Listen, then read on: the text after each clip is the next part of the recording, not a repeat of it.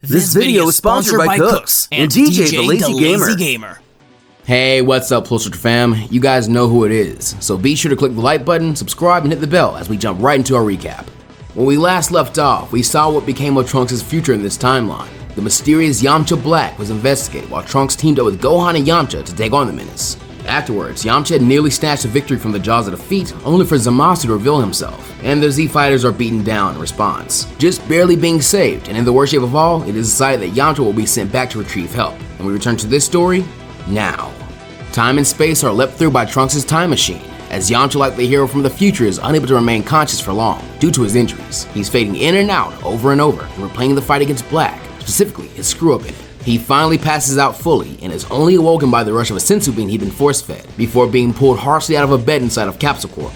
The rude awakening came from Vegeta, who'd hoisted him up by his throat and pinned him to the wall. Almost everyone had squeezed their way into the small room by now. Goku and Krillin were attempting to hold back the prince, as he demanded answers as to why Yamcha was the only one to come back and in such a sorry state. Finally getting Vegeta off, Yamcha gathers his wits and breath and comes clean. He tells about Black Zenkai and the partnership with Zamasu, as well as how Black came to be. And he admits that he'd had Black right where he needed him to finish him off. If only he had a little more energy, but he had to depend on Gohan and Trunks just to make it back here.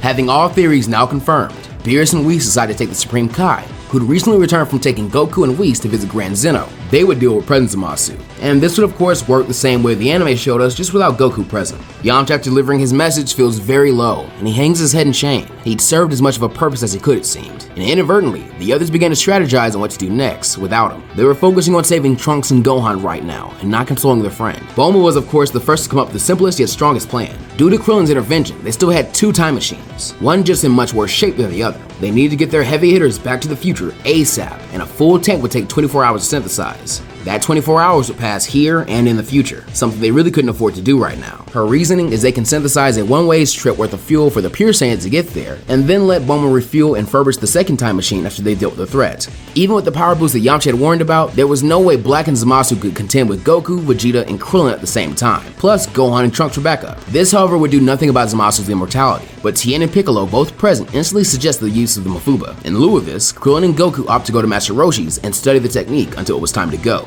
They had to really hurry for this one. It wasn't a terrible plan by any measure, and by this point, Vegeta, who had somehow become the de facto leader of the situation, was simply ready to do away with Black and Zamasu forever. Whether they had powered up or were still too weak to entertain him no longer affected his decision. He let Black slide instead of obliterating him in the first place, so all the blame couldn't be placed on Yamcha. This is when he noticed the back of Said Man weaving out of the busy strategy meeting. A Said Three Eyes also took keen notice of this, and empathy caused Tien's face to grimace.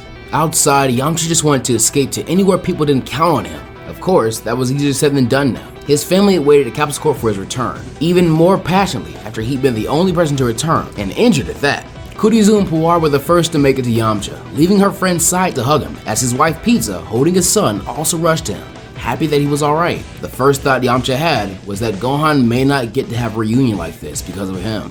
Trunks may not ever. He couldn't hold them or face them at all. Yamcha could only apologize and run. He flies off. Kurizu dashes after him, but her Uncle Tien placed a hand on her head and told her to stay with her mom and brother. He would go get her dad back. Placing their trust in him, Tien bolts off to track down his old rival. Vegeta watches the two fly away, and he sighs. He'd been just about to ask Tien to accompany him to the room spirit in time for a last-minute bit of training, but instead, he decides to meditate close to Bulma and the time machine. He was leaving as soon as he could, backup or not. And right now, they all need to focus on getting to the future. Who knew how much longer Trunks and Gohan could hold out? Trunks and Gohan, with the help of Future Mai and Yajirobe, successfully escaped Black and Zamasu after seeing Yamcha off. The hybrid Saiyans dropped their power and rode with them back to the other survivors, just before the two evil deities could catch up to them. The narrow escape and prior battles had left everyone drained, but Mai instantly leapt back into the role of commander, planning out possible escape routes from their current position. Yamcha Black is known to be a bit more proactive than the menace we're used to in Goku Black. Trunks soon joins her, as did Gohan, and soon they had their own impromptu strategy meeting with the majority of Mai's men, Yajirobe and the Saiyans all present. Most of the civilian survivors slept through this though. Gohan, as a student of Piccolo, stated the hard truth instantly. He and Trunks alone would not be enough to hold off the enemy if they were caught while moving. Add on to that, there can only be so many places to move to. At some point, Black would do away with every structure they could use to hide in. Trunks grimaced at this. His fear was that his father and the others would come to a desolate future that he and Gohan had once again failed to defend. Or maybe, Black and Zamasu would move on to another timeline and another Earth. But then, Gohan spoke up and told everyone there was one thing they could try: fusion. Everyone at first looks extremely confused as the scholar explains the concept, a technique Goku and Piccolo had studied in the other world. Gohan's father had thought it a fun way to bond with his son and friends, teaching a lot of them as a game mostly, but he assured there was incredible potential in this technique. From what he had studied of it, it wasn't simply the fusion of two warriors, but a magnification on top of that as well. He and Trunks could make one single fighter and take down the threat finally. Zamasu's healing wouldn't surprise them ever again, and Black could be destroyed if he's overpowered. From there, Zamasu would be simple to handle, even after the fusion. Hearing this, Trunks is instantly all in, especially since he gets to learn something from Gohan again. That sounds perfect, Gohan. Please teach me.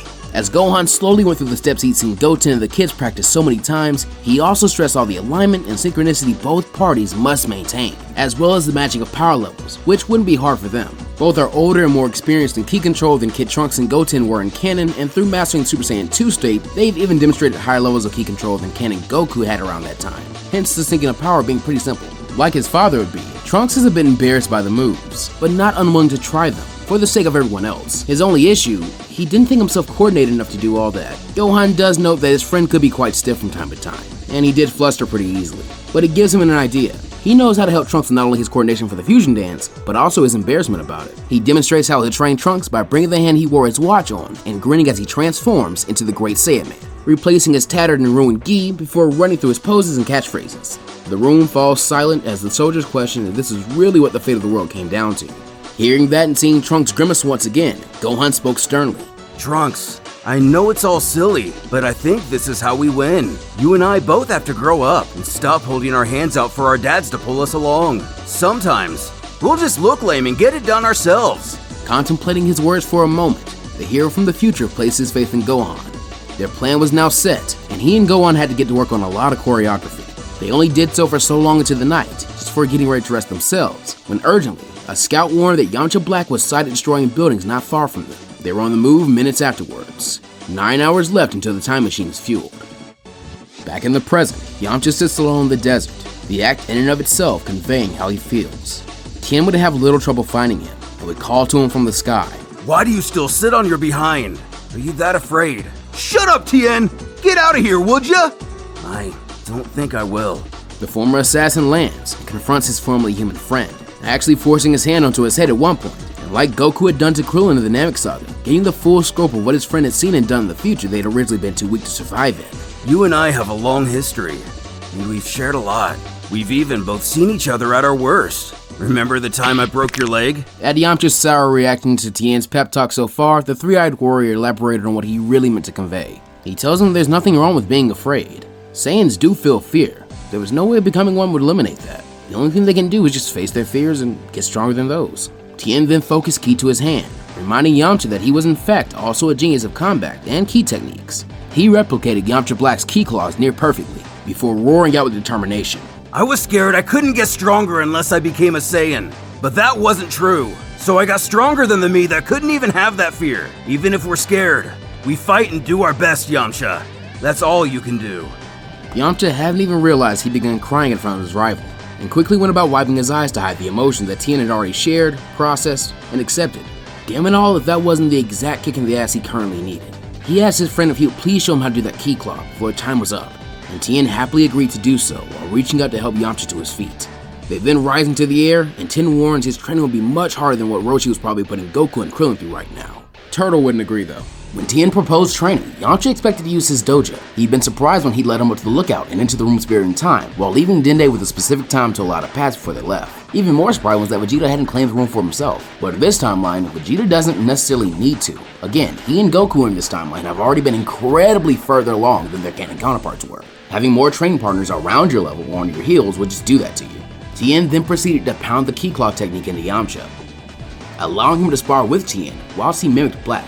Initially, Yamcha defaulted to using his base form, but Tien showed him instantly that was a mistake. Here he virtually demonstrates the same lesson that we sadly had to teach the Saiyans in canon. Training in higher forms reduces the total possible progress one can make.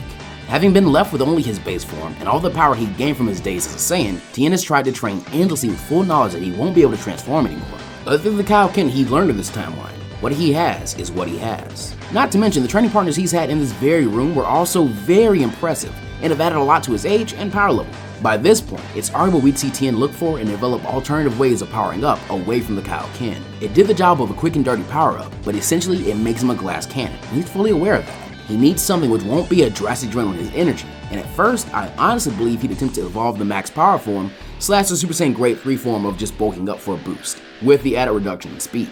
Not only that, I believe he'd really easily find a way to balance it, kinda how Grade 2 did, but doing so with only the ki one has in base form, kinda like Cell showed us. And remember this, because it will come up again, just a bit later.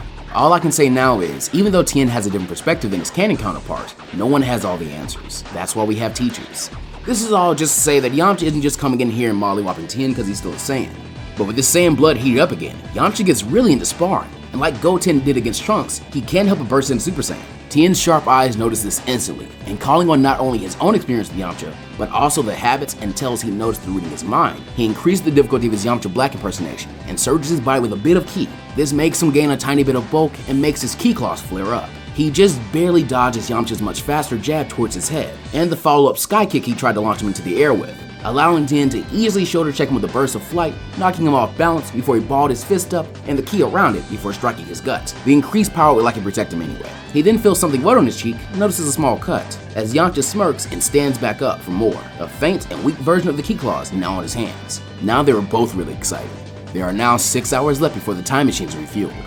After moving locations successfully thanks to an early warning, Gohan and Trunks have decided to try the fusion dance for real for the first time. Though inevitably, for the sake of the gag, we have to see their failed fusion forms, eating up 2 more of their hours and causing the 2 of them to travel away from the survivors just in case. I think it'd be very easy for Trunks to get nostalgic by training on the edge of the city with Gohan, and maybe he could even tell Gohan about the last time he'd seen his future counterpart alive, or even just more stories of how he was in this timeline. Gohan, while touched by this, can see the failures and decrease in time limit begin to take a toll on Trunks. He's starting to rightfully get frustrated, but their training is interrupted as Mai arrives at 2 surviving children, explaining she'd come to get them before the survivors moved again, and that these 2 had literally begged her to tag along. The kids had obviously been big fans of Trunks, and she didn't have the heart to deny it for them. They'd actually been watching and very much enjoyed copying and imitating the Great Saiyaman poses. And seeing this gets Trunks to actually smile and even laugh a little bit. And before long, Gohan and Trunks are riding alongside Mai and the children on a small capsule bike to keep their ki hidden. Seeing the children and Trunks interact with them had made Gohan think for a while, until finally, he shared his thoughts with Trunks. You know, after Pan was born, I think I got a lot stronger. Not through training, just by meeting her. It's like I never wanted anything bad to happen to her. And then I think of how Videl feels and how my mom used to worry for me. I don't want any parent to worry for their children. That's why I took a step forward. He then decides it'd be best to rest until they needed to move again. If they overstressed, Trunks wouldn't be able to do the dance smoothly. Upon Trunks becoming worried about this, Gohan smiles and laughs like Goku would, strangely enough, and assures him that he's certain the next time they try it, Trunks will do the dance perfectly. There are now 4 hours left until the time machine is refueled. Goku and Krillin also continue to hammer away at learning the Mafuba, and Roshi at this point would likely reflect on the fact that all 3 of his students have become Saiyans. He then reminds his 2 students that while Yamcha has always been a bit slower on the uptake than the 2 of them, there was a reason the former greatest martial artist on Earth took the Desert Bandit on as a student. He bet them all the magazines in his trunk that Yamcha would meet them at the time machine and be ready to try again, and the 2 would never doubt their master or their friend. Yamcha and Tien had decided to spend a full 5 months and 29 days in the chamber, meaning inevitably Yamcha would quickly outclass his rival, even in base form. Though, Tien had actually surprised Yamcha by also displaying subtly some more of the concepts he'd been taught by Whis when training. Then again, the 3-eyed man had trained so much with Vegeta, Krillin, and even Goku, it wasn't surprising that he'd been growing rapidly and picking things up by association. Meanwhile, he'd somewhat taken his attention off his friend as he'd returned to being human, even as Tien continued striving to push the boundaries of human power, and he was still doing it with the help of friends and teachers. The warrior had kept pushing, while he'd grown complacent. If Tien could still climb higher, even at a slow pace, why couldn't he? Finally, after Tien started to grow a beard, the 2 decided Yamcha's power and technique had been pushed far enough. Black wouldn't get lucky twice. There is now 1 hour remaining until the time machine is refueled. Back in the future, the survivors are all woken up by booms overhead. Zamasu and Black can launch an early morning attack as a duo, transporting into the area they planned on searching instead of Black flying there to switch up their strategy and catch the mortals off guard. Mai and her men leap into action and rush the survivors up and awake. They'd have to start moving quickly or they'd be on top of them. Gohan and Trunks decide they can lure the duo away and then attempt the fusion after a distraction. If they were successful and did it right off the bat, there's a chance the battle could get someone hurt with as much power as they could throwing around. As survivors clear the room, Gohan tells Trunks that this is it. No matter what happens, they make their stand here and now and stop this before their dads get here. They do this together. The brothers in arms nod, and in sync, power up to the Master Super Saiyan 2 state. With that done, Black and Zamasu would be on them like hounds, and the roof caved in as Black alone burst through it in his base form and attacked. Gohan realized the devil had guessed their plan in some form, and tells Trunks they have to catch up with everyone else before Zamasu gets there. But Black was on them tight. It was tricky to just cover each other in fighting him. Outside, the fears of Gohan are confirmed, as Zamasu corners the survivors, hailing his own arrival since the filthy mortals can't think to do so themselves. He senses a key signature from a bit of rubble that's a pretty good sniping vantage point, and prepares to fire a key blast in that direction. He's then surprised as two explosions rock him from below. He's taking his eyes off Mai and the civilians, one of which included Yajirobe, who could wield 2 rocket launchers easily. Zamasu is actually forced back, and the survivors go fleeing as Mai and her men open fire and try and hold him off as best as possible. Even Yajirobe doing what he can with those rocket launchers, but that wouldn't last very long. Thinking quickly, Gohan drew in attacks and techniques that he remembered never damaging him too badly, but always setting him up for Mr. Piccolo to hit him with something much more fierce. Trunks thought back to the overwhelming duo that was 17 and 18. Synchronicity so deep, no communication was ever needed, and the ability to cover and combo off any move the other made. He needed to emulate that right now. The Sons of Battle Geniuses display their own prowess as Gohan throws feinted jabs, easily intercepted by Black, who tries to break Gohan's hands, only for Gohan to manifest sharp eye beams that slam to the fake Yamcha's eyes, much quicker than he was prepared for, and once again forcing his eyes closed temporarily. Gohan then opened his mouth, firing off a mouth beam that forced Black's head to snap back. And syncing with Gohan as he never felt closer to him, Trunks quickly rushed under the other hybrid's guard and into Black's open chest with a shoulder tackle, followed by a flurry of blows until finally, I hope I do this right. Gallic Gun! Inspired by Yamcha's earlier successful blow, the point-blank beam of his father slammed home on Black. It hit with much more force than expected since he'd never seen it coming. It easily drives him through the walls of a few buildings as the two make their escape. They get outside just in time to simultaneously knock Zamasu away as he continued to catch machine gun fire, likely preparing to return to the shooter's property once they ran out. They then ordered Mai and her men to leave as well as they attempted to go ahead and do the fusion dance, but a burst of energy signaled Black's charge. Bursting into the Rose form, he was going to simply ram into Gohan and Trunks and split them in half. Actually, just as Gohan and Trunks had expected. In tandem, they went for a solar flare, only for Zamasu to appear in front of Black and hug his other self, shielding both their eyes from the light. The two then spun and easily blasted the two Super Saiyans away. Remember, Black had only gotten stronger since Yamcha, Gohan, and Trunks pushed him to his limits again. Being in the Super Saiyan 2 state kept them from serious injury from the blast, but they were still knocked out of it. 30 minutes left until the time machine is refueled. Back in the present, the Z-Fighters were preparing to... No! Zamasu and Black were waiting no longer. It was time to complete their Zero Mortal plan and move on. Raising their hands once again to prepare the Holy Light Grenade, Gohan and Trunks are far too tired to get themselves out of this, but struggle against their exhausted bodies anyway. Suddenly, a rock conks against Black's scarred face. Looking to the culprit, it is one of the kids from earlier. The boy calls for Gohan and Trunks to not give up. They were the heroes they've been waiting for, and the heroes never lose. The soldiers attempted to wrangle the boy back, reprimanding him for putting everyone in danger. This wasn't some shonen manga, and Zamasu was about to burn that harsh reality into them by obliterating them all. But then the tired Gohan had forced himself to his feet and in front of the blast with only his arms to shield them. His helmet had long ago cracked and fallen off, and the green vest he wore over his suit had been torn to ribbons by now. Trunks, remember! Inspired and possessed by the same insanity that drove Gohan forward, the swordsman without a weapon struggled back to his own feet. The two then posed and spoke boldly, confusing the executioners. They were unmitigated champions of justice, who tolerated no evil. The great Saiyan men were at that young man's service. Yes, they basically do a Super Sentai roll call. And again, Black and Zamasu are confused. Stopping for a moment, they notice the soldiers running away with the little boy cheering his head off. What are they doing, my dear counterpart? I believe the hybrid Saiyans have evolved to express themselves through interpretive dance, as well as fighting. How interesting. Hearing this, Gohan gets an idea, but surely it can't be that simple. Then again, these guys were really full of themselves. It's Trunks! They've learned our secret! Quick, we have to finish the final dance of sorrow before they strike again! Go on, mortal. We will allow you this final act. Call it mercy for showing yourself a bit more cultured than your fathers. Trunks, though confused, caught on quickly to Gohan's terrible acting.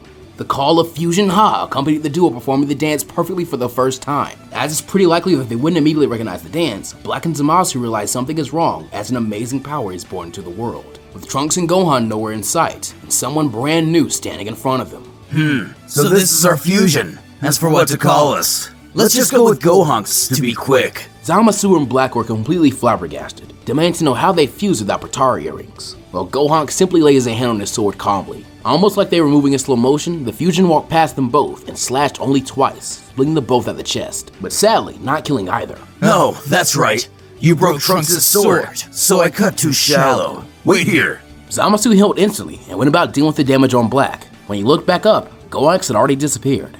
Meanwhile, as Mai and the survivors continue to move further away, she recognizes Trunks' shattered sword lying in the street still, a grim reminder that our friend was currently fighting with everything he had left, meaning she had to do her part, so it was nothing they could worry about, right? A man she'd never seen before, yet who carried a strong familiarity, appeared over the broken tool, making her and the others pause for a single moment. Blue Keek surrounded the sword, and it levitates with all its shattered fragments before being perfectly welded back into place, and dropping into the stranger's hands. He throws it up and smoothly catches it in the sheath on his back, before smiling to Mai and the others and disappearing once again in a streak of light. Focusing back on their goal, Black and Zamasu are flying after the survivors, still very confused by Gohanks. The Black of this timeline, as inhibiting Yamcha's body, does share some mannerisms with the original Yamcha. When stressed, he gets a bit more antsy and cowardly than Goku Black would, and he details these fears to his other half, citing the fact that Zamasu was no match for this fusion, so they need to make sure that Potahara is safe and that he isn't killed. Zamasu then noticed a glint and trusted his other half's words, tearing off his own left ear and shoving it into the gi of Black before pushing him out of the way. A streak of light went past him, and behind him was a kneeling Gohanks, sheathing his now reconstructed sword. The next thing Zamasu knew, he'd been diced into cubes, and Gohanks' other hand was used to turn those into dust. Even his immortality couldn't stand up to total disintegration. Remember, by this point, he doesn't have the power that few Zamasu in the anime had. Needless to say, Black was angered that he had to be saved by his other half once again, though he's incredibly grateful that he heeded his warning, stowing away the earring and a piece of himself to regen from. But he now has to buy time for Zamasu to come back from that. He'd have to heal him and switch their earring to the other ear to fuse, all by himself. He could simultaneously feel fear and excitement, and didn't know if it was his body or himself. Realizing he is plotting a scheme to stay alive against a mere mortal once again infuriated the false Yamcha even further. Not only that, but to be deceived by mortals they thought so low beneath themselves. He powered up to his max to unleash his fury onto the lying half Saiyans. His confidence had cost him once. He would hold nothing back anymore. He was again thankful that he'd taken so much pain to grow stronger from. But when Gohanks felt even a slight bit of strain against his opponent, he instantly pauses and completely stands still, before erupting into the Super Saiyan God form and electing a flurry of slashes from Yamcha Black and is now massive and blazing ki claws and throwing him back very far, channeling his power into his sword until it glowed brightly. Gohanks let loose a barrage of slashes that formed a literal volley of crescent-shaped keyblades in the air, which went shooting towards Black, who went bolting up to avoid them to just buy a few more seconds, flying through and around destroyed abandoned buildings. Gohanks then noticed the direction Black had chosen was the same direction the survivors had ran away in, causing him to actually frown deeply. I won't allow you to harm anyone else! As Black looked back at him, he noticed Gohanks gaining on him rapidly, and all of a sudden zigzagging closer to him, too fast to follow, until he appeared in front of him, allowing Black to notice a flicker of blue ki mixed in with his red. The fusion struck out with a vicious roundhouse that nearly beheaded Black, but did completely scramble his brains. He then transitioned his momentum seamlessly into a dragon uppercut that hit nearly like his sword did, cutting him from chest to head once again. How could his power have increased so quickly from one attack to the next? Being more and more stressed in battle, Black's self-proclaimed genius body began to adapt as he struggled to live even an added second longer against Gohanks. He'd actually adapted enough to notice the shifting Gohanks' hair in full finally, from red and relaxed to blue and spiky in the instant of contact, and back again. This fusion could somehow use Super Saiyan Blue, even though neither participant in it had shown that they could. But his growth, as impressive as it was, is all for naught. Black is killed by Gohanks in as efficient and quick a way as possible, only for enough of Zamasu to reform in the nick of time. He heals his body of the fatal damage instantly, and this means Gohanks' blast to finish him off is repelled by the Yamcha copy, as he is given another massive power boost, and now he can contend with the fused warrior much better. But when getting back into the fight, he is somehow making less progress than before against the stoic fusion. The worst thing about this is the fact that Black senses no anger or malice from this being. With both Gohan and Trunks, their attacks were fueled by it, which made them predictable and stupid, but this man in front of them held no killing intent, and it made it extremely hard to react to him. In fact, he could feel more intent to protect his surroundings than anything else, as if he was so strong that truly going all out would just destroy everything. His mere existence was a danger to them, though he wasn't even hostile. It was simply a case of being strong enough to exist while Gohanks did. This fusion views Zamasu and Black as nothing more than a germ basically. They just need to be wiped out. They aren't worth more thought and emotion than that, because that's how this fusion would likely be. We've seen moments of ego from both Trunks and Gohan before, true, but they are pretty extremely rare. There's also a seriousness that both of them carry, so the confidence in themselves is expressed and not even viewing the villain as a threat.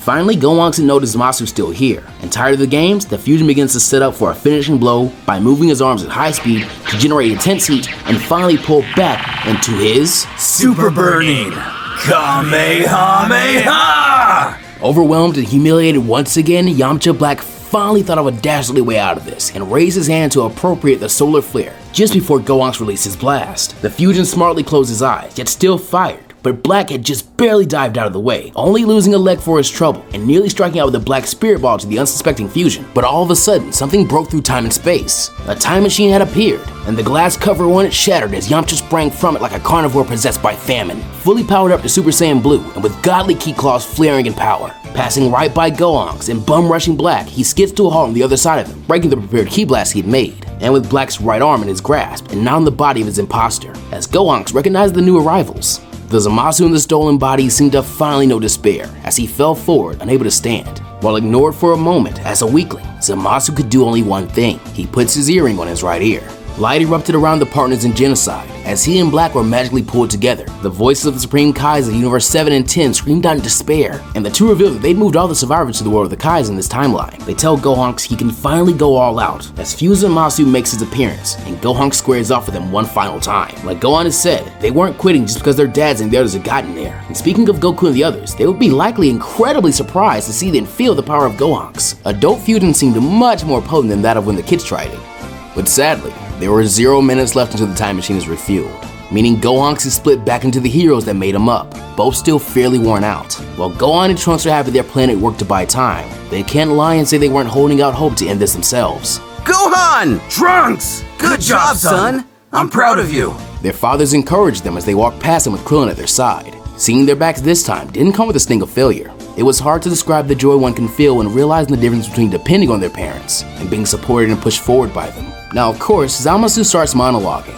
He'd recognized Yamcha's growth in a short time, but without Fusion, they were hopeless, and they definitely weren't allowing them to get any Potara of their own. In fact, a bolt of lightning tried to strike down the Kais, but Vegeta got them out of the way extremely quickly. He wouldn't fight Kakarot on who went first on this one, and as such, Goku is Zamasu's first opponent. And he would, even considering the circumstances, thank him for the first real challenge he's had in years. With so many Saiyans around, it's hard to keep the bad guys alive long enough for everyone to have a go. Let's give it our all! Goku from the jump went Super Saiyan Blue. And keep in mind, the person who would benefit the most from a timeline like this is unequivocally Goku. Stronger contemporaries means the level he's willing to sit at or be lazy at has to be risen.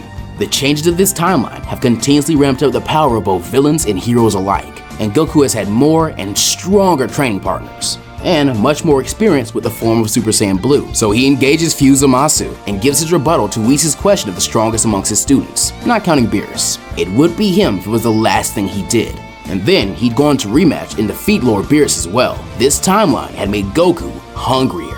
With a single blow, the Saiyan cells inside Zamasu are excited even further. Losing Gohanks as his target barely registered to the deity, as he had a much more entertaining mortal, one that didn't hide his emotions as well, and fired off at him with full power and reckless abandon. And although Goku fought without a real plan of attack, other than attack, Krillin had ensured that Mafubo was ready when needed. He'd softened Zamasu up and helped Krillin seal him off to finish this up cleanly. Vegeta and the others watched the fight closely. As soon as Goku showed an inch of give, they'd pounce and barge into his battle. They all wanted to end this here, and the normal rules of one-on-one weren't too appealing, even with Saiyan sensibilities in mind. The first to do so would most likely be Vegeta, who like Goku would have benefited a lot from the change of this timeline.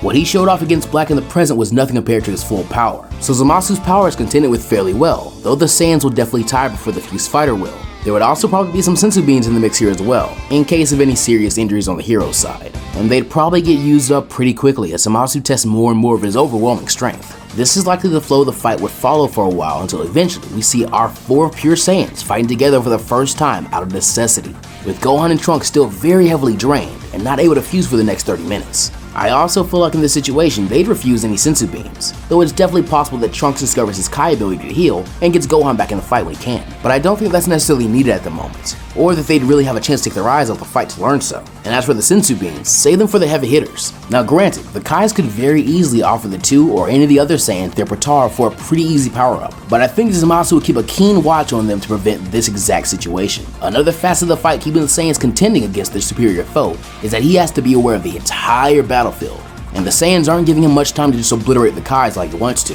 But finally, Zamasu's power outlasts our hero's maximum, and as time passes, the 2 Zamasus begin to fuse on a much deeper level than initially. This is when, like in the manga, upon fighting back Zamasu, Gohan and Trunks flying under the radar work together to land a devastating sneak attack. Trunks impales his sword into the evil deity from behind, while Gohan helps him split the villain in half with his bare hands in a burst of rage. But the two halves of Zamasu refuse to break in two completely, and they stagger as their fused body becomes incredibly unstable. Goku and Krillin seize their chance and pop open the gourd they plan to trap Zamasu in using their master's technique. With Krillin along for the ride, there's no way Goku forgets the container or Master Roshi the seal. So aiding each other, the duo was able to pull the technique off near flawlessly, but for one single hitch. Zamasu again stubbornly clung to life. A peculiar transformation takes place, as the two halves of Zamasu are forever morphed and changed. Fused Zamasu is going nowhere. In fact, he's only increasing in numbers. Though the Batara would no longer provide a massive power boost, the damage was done, and a new and wholly more powerful and dangerous foe had risen from the ashes once again. Separating, one of the Zamasus is able to escape the sealing whirlwind and regroup as the tired Saiyans attempt to do the same. They are now out of sensu beams, and it had become far too dangerous to bring the Kais close for anything. And they'd soon find that any fatal attacks only led to more Zamasus being formed from the division. The one sealed originally had been easily freed at first chance, and things began to look even worse. The Mafuba could work, but they had to not only catch all of them, but make sure they couldn't fight out of it. Krillin had attempted to do just that by switching roles with Goku to attempt a God Scatter Kamehameha, but again, a failure which led to even more Zamasus being produced. So by this point, the huge lead in power the Saiyans had enjoyed for so long in this timeline had been the only thing keeping them alive, and that gap had been all but closed. The issue is that Zamasu has also benefited from that strength that they've gained, and in this state, he's only multiplying and getting stronger. Once again weighed down by fear, something clicks for Yamcha. He's making the stand this time. He asks the Kais to get Gohan and Trunks back to the present with them. The Saiyans are holding off Zamasu here. That's the best each of them can do. All they can do. Tell Beerus and Whis to close off this timeline and get rid of future Zamasu for us. It seems like he won't leave this job unfinished so long as we're alive. We can keep him here. Though shocked to receive orders from Yamcha of all people, obviously the Kais had little room to argue right now. They were both in grave danger and held responsibility for 2 lives each. Not to mention, as of right now, they're more of a burden than anything. So this was their real only option. But the two weren't leaving the heroes with nothing. They removed their own Batara and throw them to the Saiyans, telling them to fight fire with fire finally. Only for the pack of Zamasus to smartly pounce on the jewelry and snipe them to pieces with a salvo attack from the entire group, causing everyone to flee as Yamcha complains and the Kais get away with Gohan and Trunks. I think that was our last hope. Quit your whining. You're the one asking for Beerus' help. Now, wait a minute, Vegeta. We still gotta survive this. Let's see how many each of us can take down. Woohoo! Well, obviously, I'm in the lead. You Saiyans from Earth always surprise me with your stupidity. Obviously, I'll defeat the most. Alone and surrounded, the Saiyans let loose a battle cry and engage the army of overwhelmingly powerful foes. I should mention, however, that Goku does have his Zeno button at this point. So based off of canon, the fight could really logically end here with a Zeno summon. But, like Trunks not discovering his Kai ability, Goku is much too focused to go looking for a sensu he knows isn't there. Different timelines, baby. They allow for escapes from literal Deus Ex Machina. But that doesn't mean this is gonna be easy though. In the present, the Kais arrive with Gohan and Trunks still in very poor shape, but alive. Gawasu decides he's going to bring the survivors from the World of the Kais in Trunks' timeline to Capsule Corp in the present timeline, and he could likely do so fairly simply. Mai is relieved to reunite with Trunks, but he and Gohan are nearly at the end of their rope now. And like Yamcha had told the Kais to, they ask Beerus and Whis for their help. The God and Angel is surprised by the differences and similarities between fathers and sons. Before they can answer though, Tien declares that the mortals were not out of this yet. This causes Beerus to stare him down coldly, only for the three-eyed warrior to gaze back determined. Finally, Beerus scoffs and sits back down, ordering them to do as they like. Now taking the reins, Tien declares that Piccolo and he could still handle this, but they do need some help. Tien wanted everyone to share their energy with him. Everyone. So in an emergency, our heroes pull together to carry out the former assassin's strategy. Tien is even able to get energy from some of his more elite students. Even Gohan gets an idea and rushes home, returning holding much more energy than he'd left with. Trunks actually recognizes the power and is surprised, but Gohan confirms that he was able to convince Pan to give him her energy. She was young, so it was very sloppy and a lot had been lost in the transfer. But even so, the girl seemed to understand the words, "Help Grandpa." All the available ki the Z Warriors and their friends and family can muster is pumped into Tien, who begins struggling to contain it all.